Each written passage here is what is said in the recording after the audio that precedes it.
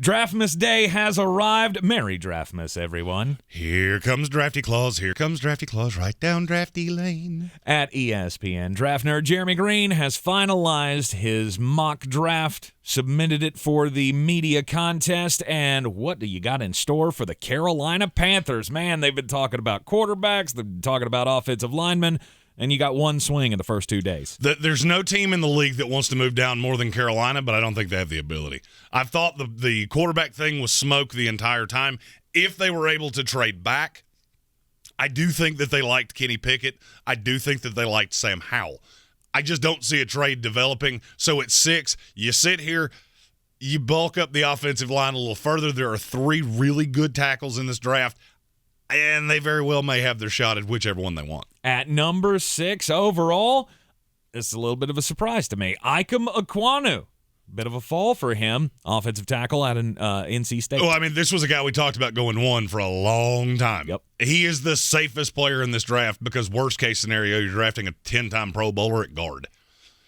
To me, this is the highest upside piece that Carolina can take. You've got Matt Rule, who's got 1 foot in the grave and 1 foot on a banana peel. No matter who the coaching staff is, everybody loves Ikem. That's universal. Every person I've talked to in the NFL. Nobody doesn't like the kid and nobody doesn't like the player. If you draft a quarterback, next year you're going to be typecast into a coach that believes in your quarterback. That doesn't make any sense. So to me, you take the highest graded player on your board. For me, that would be Ikem Ekwonu. You have kind of a blip year here to test him on the left side. If that works, great. You got a left tackle forever. If it doesn't, worst case scenario, you've got one of the best guards in the league and another piece to add to the talent of this team. Barring a trade down, which I know they want to do, but, again, couldn't happen here. You're going to be twiddling your thumbs on day 2, but day 3 is packed with picks for the Carolina Panthers. You can see those right now on your screen. 2 players I want to talk about. Alec Lindstrom. I really think he is a good not even a developmental center. He can come in and play right away. If you want to play him at guard and tell Cam Irving to go suck rocks, then you can do that because he is ready to play right now. I just don't know how much upside there is. He is well liked around the league, especially zone teams. He would be another pick that the next coaching staff would probably really like. The other one, Bailey Zappe. And I refuse to call him Zappe. If you want to spell your name that way, put the slutty girl I on the end. I'm not calling you that when it's Zappe. A lot of teams really like him. I've been told he's going to go higher than people think, and this would be the developmental piece for Carolina. You don't have a ton of draft capital wrapped up in this guy. Some teams think he can be a back-end starter later in his career. In Carolina, you need another quarterback that gives you some form of hope. With the way the draft capital is laid out, there's not a lot of options there.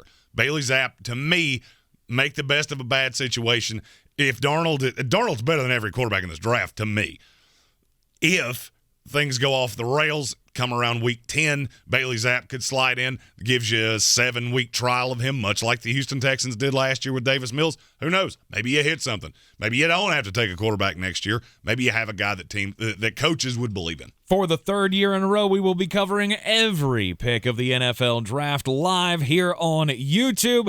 Be sure to join us for all of the coverage because it gets better and better every year, if I do say so myself. Instant analysis, instant team grades. We'll be unveiling my expansion team where I pick the players that I would take if I was starting a franchise. And we're going to drink beers, tell jokes. This will be just like watching the draft at a bar with your buddies. Only difference, no risk of a DUI. And we'll be fully interactive as well. Hit that subscribe button so you can get into the chat and enjoy all 3 days of our coverage here in the Ingles Studio. I'm Tank Spencer, and he's Jeremy Greene. The Sportsocracy always brought to you by Ingles Supermarkets. Low prices, love the savings, and we'll see you tonight.